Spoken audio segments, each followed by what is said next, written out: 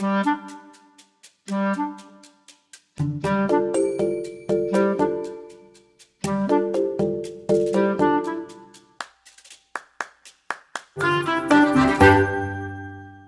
everybody, my name is Peter Rusch.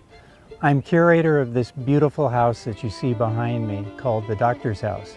Today I'll be your docent and tour guide and explain the story of how this house was saved and how it inspired the beginnings of the Glendale Historical Society and its quest for historic preservation.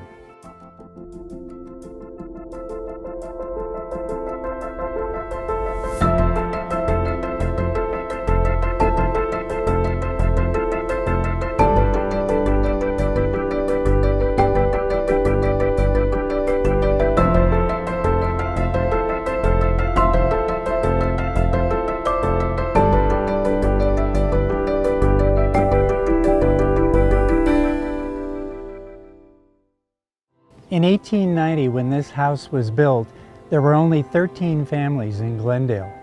They were largely adobe-style homes, single-story, on large pieces of land that had been divvied up in the Spanish land grant. So most of the properties had citrus trees, orange and lemon trees, avocados, and there were strawberry fields going all the way down to the LA River. There was an enterprising man that came into the picture, and his name was E.T. Byrom. He decided that he wanted Glendale to be just like Pasadena. Pasadena in 1890 already had grand mansions that were second homes for people that lived in the Midwest and in the East so that they could escape the brutal weather in the winter. So Mr. Byrom decided to build a Queen Anne Victorian Eastlake house. You see it behind me. Let's talk about Victorian houses. The Victorian style actually originated with Queen Anne in the early 1700s, but she invented this style of wood-structured homes with lots of wood siding, with peaks on the roofs, steep roofs, and lots of gables, known as the Victorian style. But the interesting thing is, these homes were very brightly colored, and the most popular color was not pink, not fuchsia, but lime green. Later on, when Queen Victoria came into reign, between 1850 and 1900, this style became much more popular and back in favor. Then there's Mr. Eastlake. He was a designer and real estate person in London around 1850. There was the Industrial Revolution, electricity had been invented, so now woodworking could be handled with electric tools rather than hand tools. So you see behind me the spindles that are over the porch. You see in the corners the lattice work and the cupola on top. That is all done with machinery, and this we attribute to Mr. Eastlake. He also believed in a neutral palette. Most people associate Victorian homes with the ones you see in San Francisco that are brightly colored, and that would be correct. But Mr. Eastlake believed in earth tones. So you see all the colors on this house are mostly browns, greens, and grays. There are actually 7 different colors on this house, so we have to be very careful when we're doing touch-up on the house. So Mr. Byrom built the Victorian house, had a pen and ink drawing made of it, and advertised in the rotogravures back in the Midwest. And under the picture of the house it said, "Come to California, where the air is fresh. Get rid of your pneumonia, your asthma, any of your lung ailments." And even at that time, there were a lot of sanitariums up in the La Crescenta area where people did come to clear out their lungs and improve their health. So between 1894 and 1914, there were 4 doctors that lived here, and then in 1917 to 1921, a movie actress lived here. She was a silent screen star named Nell Shipman, and she's the reason that we have kept the push-up room on the 2nd floor. Most Victorian homes are equal on both sides, but you can see that the roof line has changed over here on the left side. We decided when we moved the house here to leave it that way and not return it to the original roof line, because this is the way that house was lived in for almost 130 years. Then, after Nell Shipman left, 2 Croatian families lived in this house. Between the two families, the Zeitches and the Kordiches, there were as many as 10 children living in the house. Of course, at that time, there was a carriage house in the back, and this house was now on 3 acres instead of the original 13, but that's still a large piece of property, so the kids had a lot of room to move around, and they could sleep in the sleeping quarters that were in the carriage house. So then we come to 1980, 90 years after the house was built. And in 1980, an entrepreneur bought the property, and he said, this is a big property, the house is in disrepair, I'm going to put an apartment building here. One person got upset about it and got a bunch of her friends. They went to City Hall and talked to the City Council, and her name was Carol Doherty. She said, we need to save this house. There are only 2 remaining Queen Anne Victorian homes in all of Glendale, and this is one of them. We must save it. She was able to talk the council into agreeing to buying the house. So the developer sold them this house for $1. But there's a rub to this. He said, I'll sell it to you for $1, but you have to move the house off of the property. Carol Doherty said, I saved the house, but I know nothing about moving a house. So she got a lot of people together, and they made the determination that they were going to save it anyway. So this was the beginning of a group of people getting together in favor of historic preservation. They said, okay, let's do what we have to do.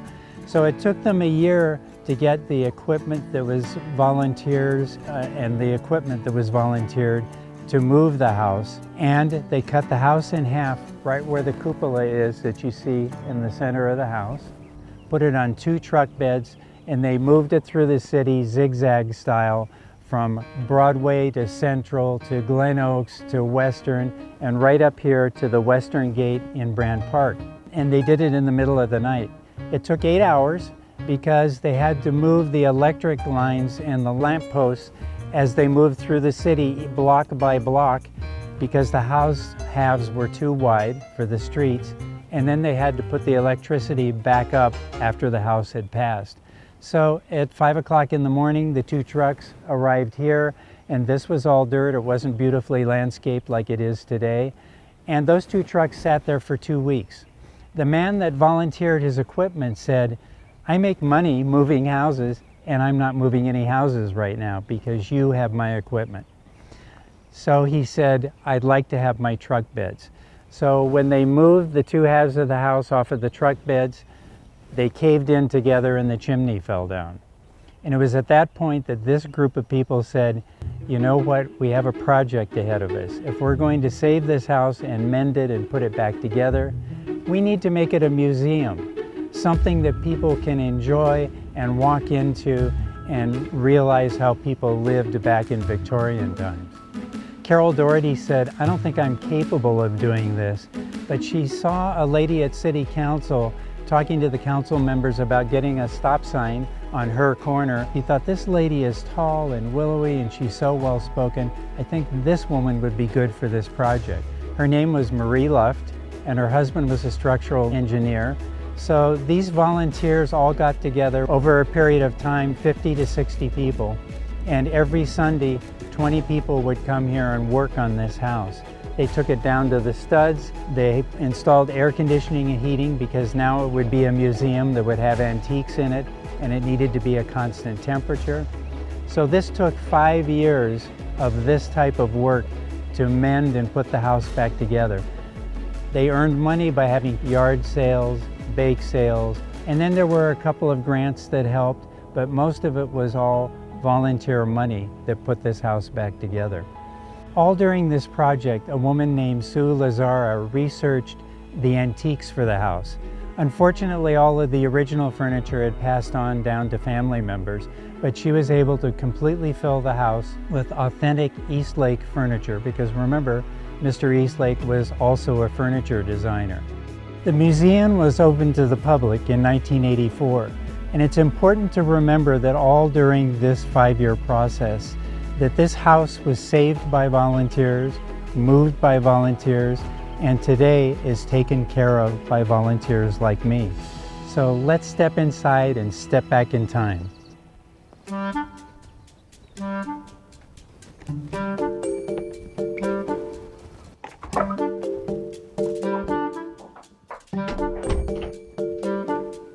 So here we are in the beautiful Victorian parlor of the doctor's house. This is a fairly typical Victorian parlor in that you have certain pieces of furniture for certain people. This would be the man's chair. See the long, sturdy arms? This is an Eastlake chair, as are all of the pieces of furniture in this house.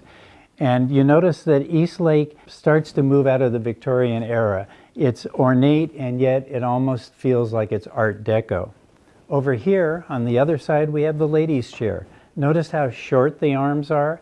Not because they had shorter arms in those days, but because of their dresses. The dresses had large petticoats, and trying to squeeze into that man's chair would make the petticoats come up around your neck. So here, they could just very genteelly rest their elbows, let the dress flow right over the chair. You almost couldn't even see the chair. And this piece of furniture is called a settee, and this would be for the guests coming into the house. And children really weren't allowed in the parlor unless it was a special occasion. When they were in here, they'd have to sit on the floor. Not fair, is it? In the parlor, they would listen to music, they would chat, maybe have a glass of sherry, look at the stereopticon, and look at the three-dimensional pictures with copy written on the back of it, imagining wonderful places that they could travel to. All music in the parlor was live, and that was one of the projects that a Victorian woman had to do, was learn how to play the piano so that she could entertain the guests. Until Mr. Edison came along and invented the Edison player, this took the responsibility off of the lady of the house. They invented these wax discs that are quite fragile, but you could record music on it. And simply by cranking it up, no electricity required, turning it on, setting the speed, and listening to beautiful music.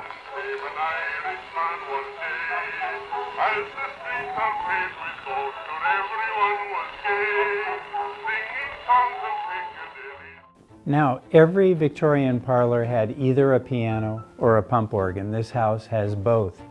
The piano is an 1877 Steinway square piano, and those of you that play the piano realize it has fewer keys than the 88 keys. Because of the square configuration, it has a foreshortened keyboard. This is a 1906 pump organ from Turnbull and Muirhead in Scotland. So it came over from Scotland on a boat with people's priceless possessions. Out of tragedy, sometimes good things happen. Remember when the house caved in the center?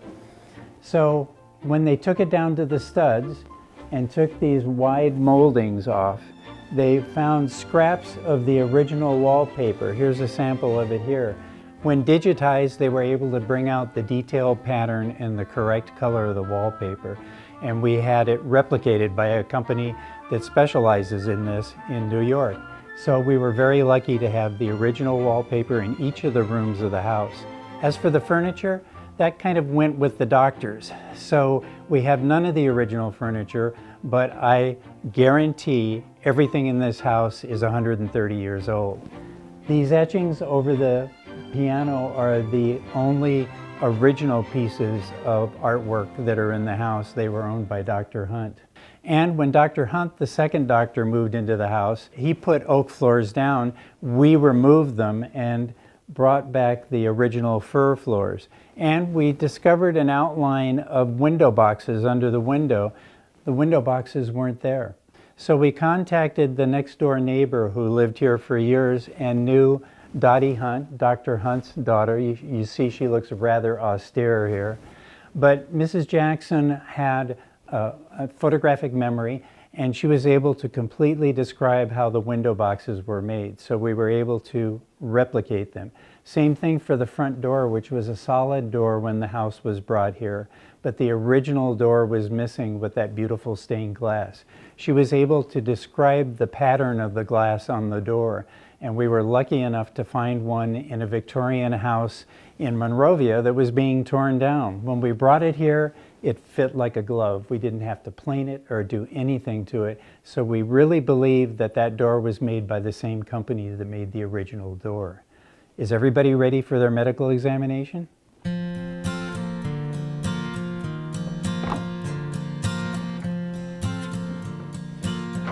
I'm going to close this door, so it's going to seem a little claustrophobic, but there's a reason for that. You'll see.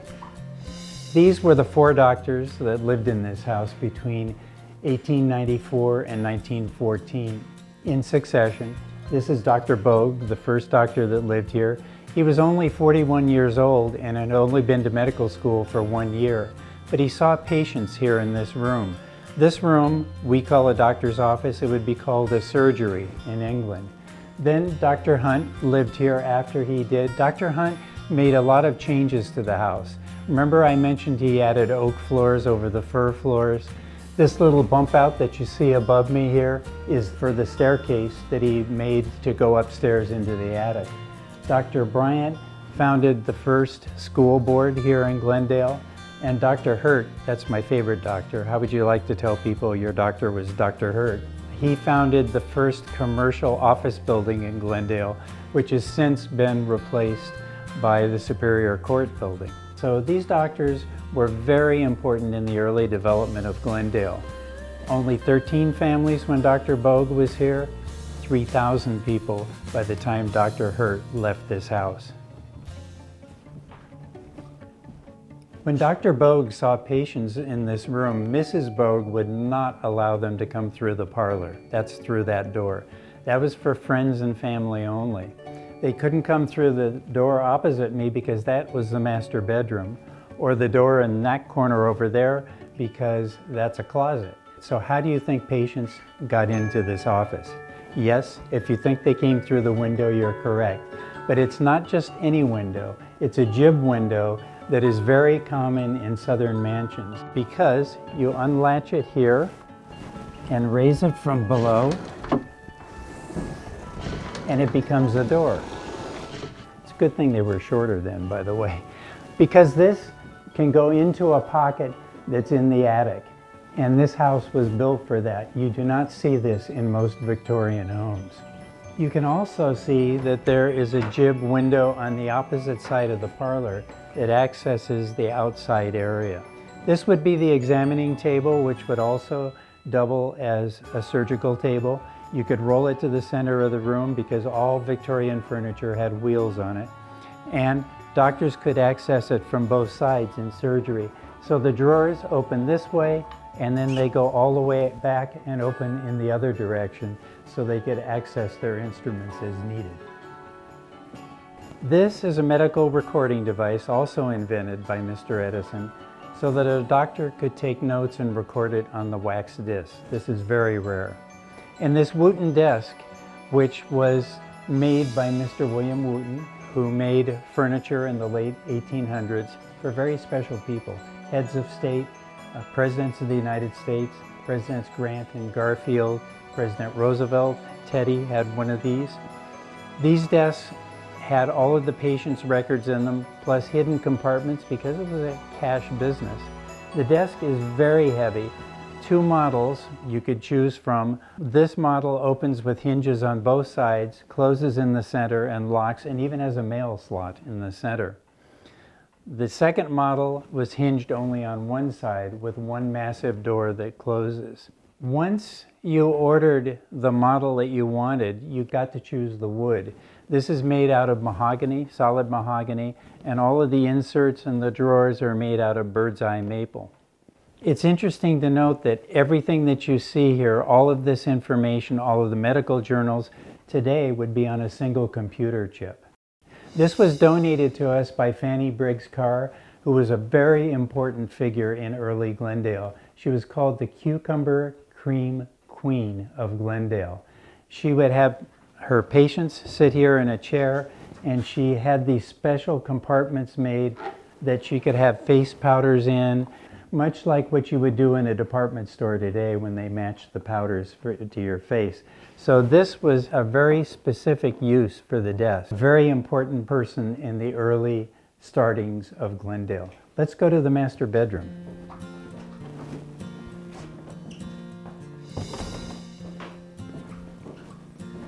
Welcome to the master bedroom of the original house.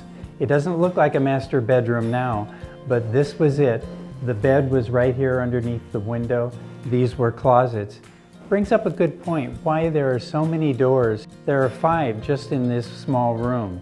The reason was construction costs. It was expensive in Victorian days to build homes, and hallways were considered an unneeded expense. So that's why every room opens directly to the next room. Now imagine Mrs. Bogue in her bed sleeping in the morning, and maybe Dr. Bogue right through that door was seeing a patient in the doctor's office. This wouldn't happen today. Let's talk about the project, because this room now is to honor all of the people that worked for almost 5 years on putting this house back together. They would sand floors, they would work on the windows. There was always a master carpenter, a master plumber, and a master electrician, but it was people like you and me that would work every day and do jobs that we don't normally do. We owe a lot to these people for their perseverance in putting the house back together. This room is the only room in the house that shows the scar of where the house was cut in half. Some of the boards are finger jointed, but mostly you can see the seam that goes exactly halfway through the house. This is a pair of tennis shoes that belonged to Marie Luft. She went through several sets of them in 5 years. And as the project started to come to an end, the people that were working with her decided to sneak a pair of her sneakers out of the closet, and you can see they're well worn. They bronzed them and gave them to her at the end of the project. She very graciously donated them back to the doctor's house, so we have them for posterity. Now, remember, there was no internal plumbing in this house when it was built. This was a closet, ladies' closet for her clothing. The man's smaller closet's on the other side of the room. Dr. Hunt brought plumbing to the house.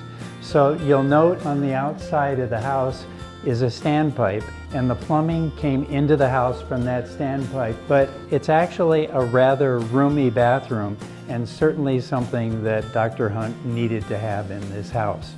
One of the most important panels in this room is this one. In the upper left-hand corner, you see the house in its original position at Wilson, which was then called 3rd Street, and Belmont. Just to the right of it, you see the carriage house that was in the back. We were not able to move that carriage house when we moved this house, because if the termites had stopped holding hands, it would have fallen down. It was a very important structure though, because after Dr. Bogue, the other 3 doctors saw their patients in this carriage house. Are we ready to go to the kitchen? Let's go. So imagine Mrs. Bogue getting up first thing in the morning. Dr. Bogue is still in bed. The first thing she's going to do is check out this stove to make sure that it's warm and ready to go, because it's probably warm almost 100% of the time and really hot when she's using it. So this is called an Imperial Clarion stove, circa 1896 or so. She would check here. This was dual fuel, so you could use coal or you could use wood. In this case, you would probably put some wood in here, get it fired up, go out and pump some water, bring it in, put it on the stove, make sure that the water was getting hot, and get ready for breakfast. All of the items that were used on these old Imperial stoves were cast iron. I think Victorian ladies had the strongest biceps in the world. This is really heavy and hot. So whenever she was working with things, she would use these Alaskan handles. They're metal and you would think they would still be hot, but because they're coiled, they stay cool all of the time. All of the utensils, all of the handles had these Alaskan handles. So maybe Dr. Bogue said, I want griddle cakes this morning, okay? So she would go and mix up a batch for griddle cakes. This would be nice and hot by now. She would open this up, pour the batter on here, close it up, let it cook on one side, and then use her Alaskan handle to flip it over, and then cook it on the other side, open it up, and then probably use this to pry it out and put it on the plate. Now, let's say she had to do the ironing. You needed to heat up the irons on the stove, and originally these cast irons were all cast iron. They didn't have a wooden handle like this. So you would use a a mitt or an oven mitt to handle it while you were doing your ironing. So this is nice and hot, it's starting to cool down. There's a lady that invented the sad iron, is what this is called, with a wooden handle.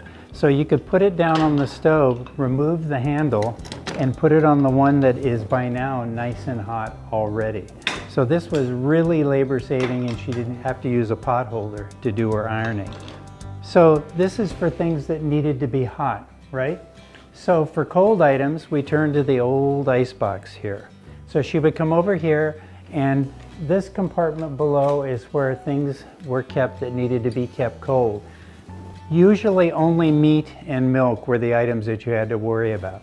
So having a small compartment here didn't mean anything. Today we need huge compartments for everything because we think everything needs to be kept cold. So she would check it out, make sure it was cool here, open it up, and this is where the block of ice went. So she would check it out to see how much ice needed to be replaced. So let's say she had a quarter of a block of ice left here in the top. So she would go over here, she would get her little sign, and this is one of the original signs. She needs 3/4 of a block of ice, right? So then she would put it here in the window so that when the Iceman came by, he could see the sign, and by the time he knocked on the door, there was 3/4 of a block of ice there. So as the ice would melt, water would form in the pan on the bottom, and so this would be a child's job to take this pan and not waste a bit of water. Take it out and put it in the garden where the herbs are. Now, what happens to the rest of the items that we keep in our refrigerator? We would put it in the California cooler, right across off of the kitchen. So join me in the California cooler.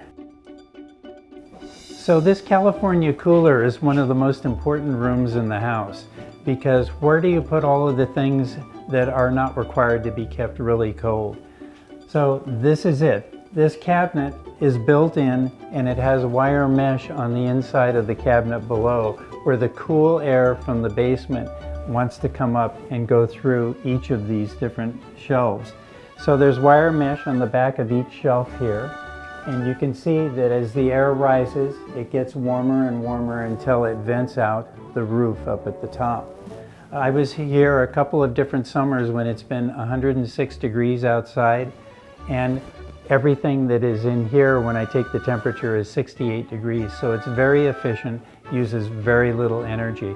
The rest of this room is a prep room where you would prepare for your dinner, maybe serving dinner, so it's got a lot of shelf space here that's good for prepping. Now, I've had a lot of people ask me what this is, and the only person that could tell me was a fireman when I had a group of firemen coming through. It's called an auto fire stop.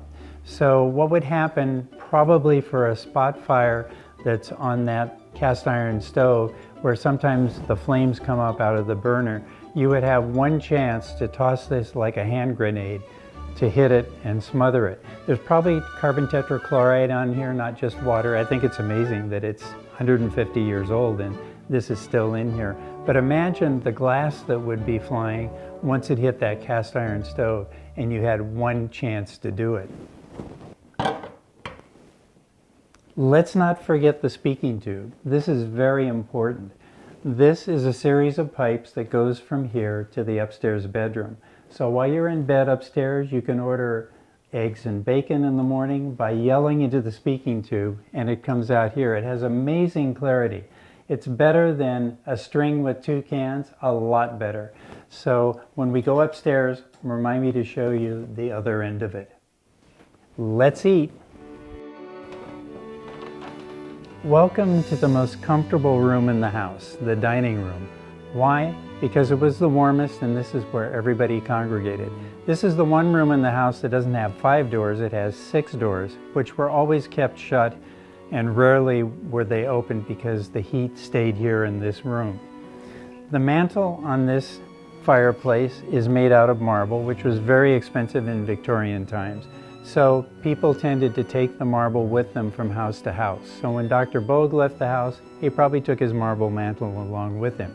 Now the rest of the fireplace looks like marble, but it's actually metal. So this is a trompe l'oeil finish that is on here because it was just simply too expensive to make it all out of marble. So here we are, finally in the dining room, my favorite room in the house. Notice the chairs in this room. They look like two different styles, but they are all Eastlake chairs. They still have the same quality of the ornateness of the Victorian era, but sort of moving into the Art Deco area. When I ask kids on the school tours if this furniture is bigger or smaller than the furniture in their house, they always say smaller. It's much smaller. Why? It's because people were smaller then. So the furniture is about 3/4 scale to the furniture that we would have in our house. The telephone right here on the wall is a crank phone, and all of your calls were placed through a telephone operator at a switchboard downtown. One of our docents' aunt was the first telephone operator in Glendale. The transoms over the doors were strictly for air circulation. The door over by the phone was for deliveries that would come to the front door so they didn't go through the parlor. And this one is an entrance to a porch on the outside. This is a very important fixture in the house.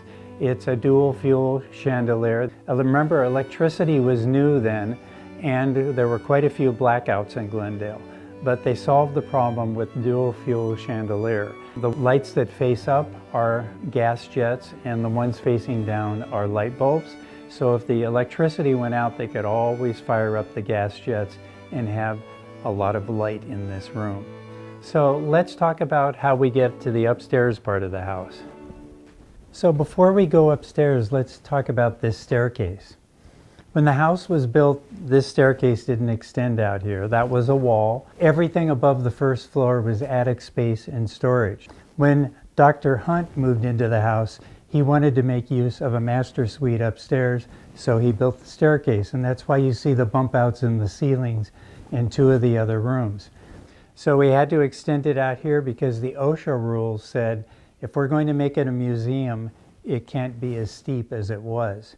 So imagine if you were here when the house was originally built and you were coming for dinner. This would be closed with a big hand-carved pocket door. You would be in here probably having sherry or cocktails. When it was time for dinner, the hostess would come and open the giant pocket door. This space was open space, and you would walk into this wonderful classic room. So that was one of the sacrifices we had because we can't use the pocket door anymore. While you're walking up the stairs, please notice the original wallpaper and the stitchery on the walls. Notice that most of the stitchery is either cemetery art or religiously themed sayings. Now this room, one of my favorites, is called the sewing nook, the room at the top of the stairs. It has northern light, so it was very good for sewing.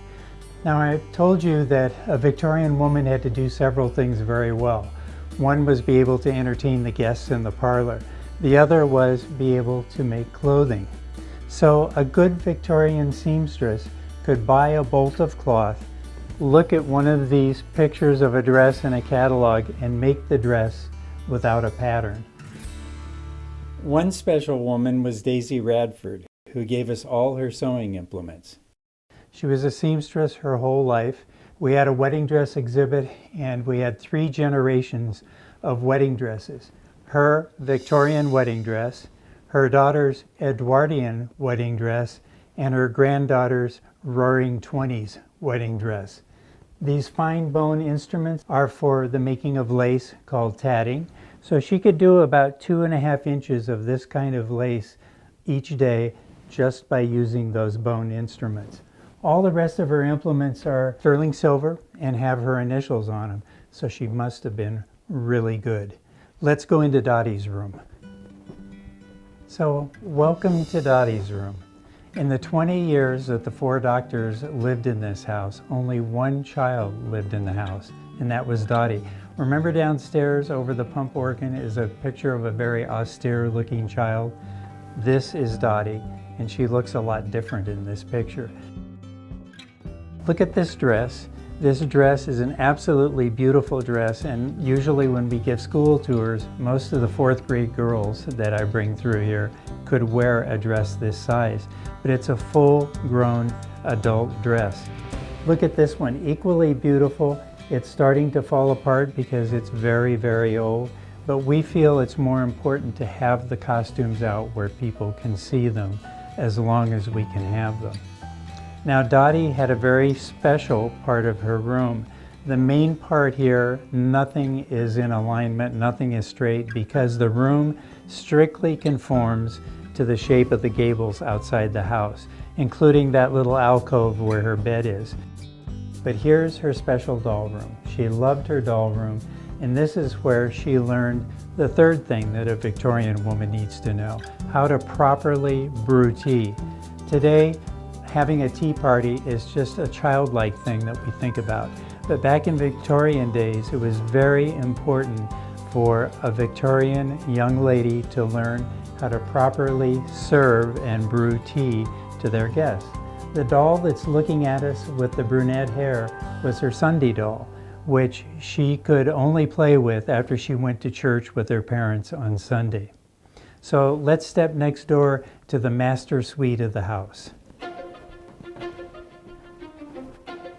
This room is very special to me because it's a very different room in the entire house. You notice it feels more like a contemporary room. That's because after being in Dottie's room, where you see all of the different angles in the lower ceiling that conforms to the roofline, the Dr. Hunt changed the roofline in this room to make it more spacious. So it feels like a more modern room. Now, between 1917 and 1921, a silent movie actress lived in this house, and this was her bedroom. Her name was Nell Shipman. You quite often see her wearing a parka because she was making movies in the snow, sometimes in Big Bear, sometimes up at Lake Tahoe, sometimes in the state of Washington. I often call her, if she were alive today, Angelina Jolie, because she didn't want to just act in movies. She wanted to direct movies and write her own movies. The men in the industry hated her. So to get even with them, she would go to these remote places in the wintertime, and of course they wouldn't follow her there.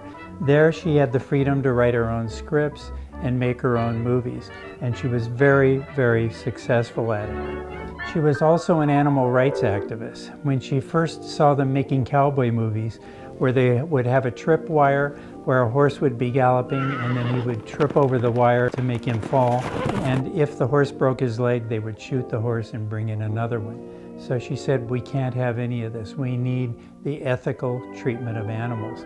So today, if anyone stays long enough through the crawl at the end of the movie, at the end it says, no animal was harmed in the making of this movie. Think of Nell Shipman, because she's the one that had that entered into the policy of movie making.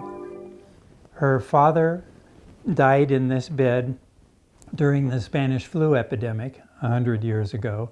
She got the Spanish flu herself, but she survived. Now, Victorians saved everything. So they would save every little bit of clothing, and this is called a crazy quilt because it doesn't have a repeating pattern.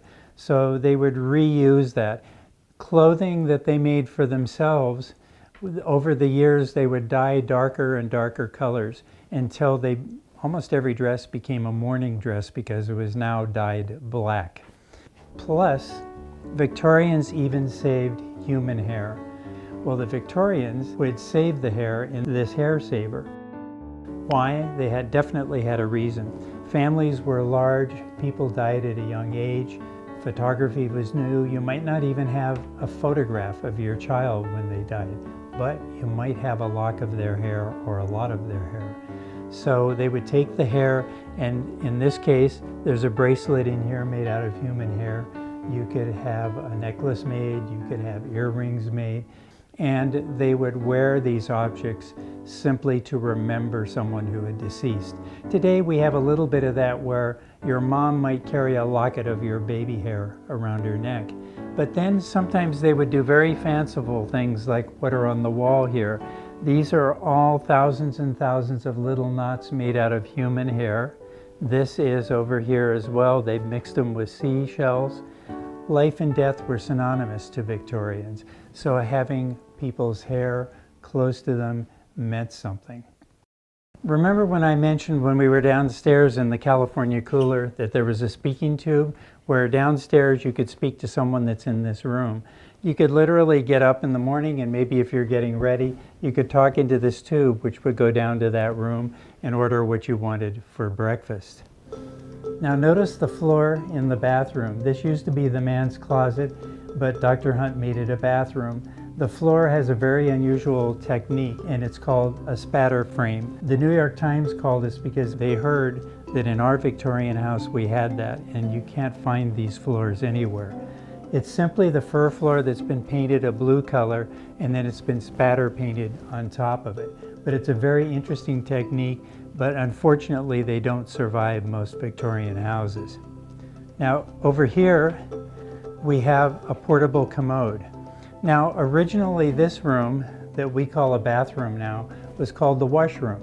And in that room, the only thing that was there was a table like this with the pitcher and the bowl, and you would go in there literally to wash up. Now, let's say you had something to do in the middle of the night and couldn't make it to the outhouse. This would be next to the bed, and it was a little portable commode that could be used to climb up onto the bed or for middle of the night instances. So eventually, before plumbing was in here, this commode then went in there and you could wash up and use the commode. Then with internal plumbing, all that went away and we had modern fixtures. One last thing in this room that's important is this rug. When we were having the rugs cleaned by a professional company, the gentleman came and he said, "Do you know that these rugs were made by Wilton Company?" And I said, "Really? What's Wilton Company?" And he said, "They're the company that made all of the rugs for the Titanic." And these particular rugs, it was very common in Victorian days that when you needed to clean them, you would take all of the loose stitching out of the back of it, take all of the pieces out, wash them individually, and then sew them back together. Now the advantage would be if you had a stain on the front of the rug that was right here at the front, you could now re-sew it back together and hide it underneath the bed where it didn't show. So now you've gotten a glimpse of what Victorian life was like in Glendale, thousands of miles from the inspiration for the construction of this Queen Anne beauty by Mr. Byron in 1890. Generations of lifestyles of the 4 doctors, a movie actress, and 2 Croatian families have been preserved forever for future generations to experience and for current visitors to acknowledge what thousands of volunteer hours have proved. It was worth it. Thank you for joining us for our trip back in time to the house that started it all. Please join us on most Sundays between 2 and 4 o'clock for in-person visits to this wonderful house. Thanks again for joining us.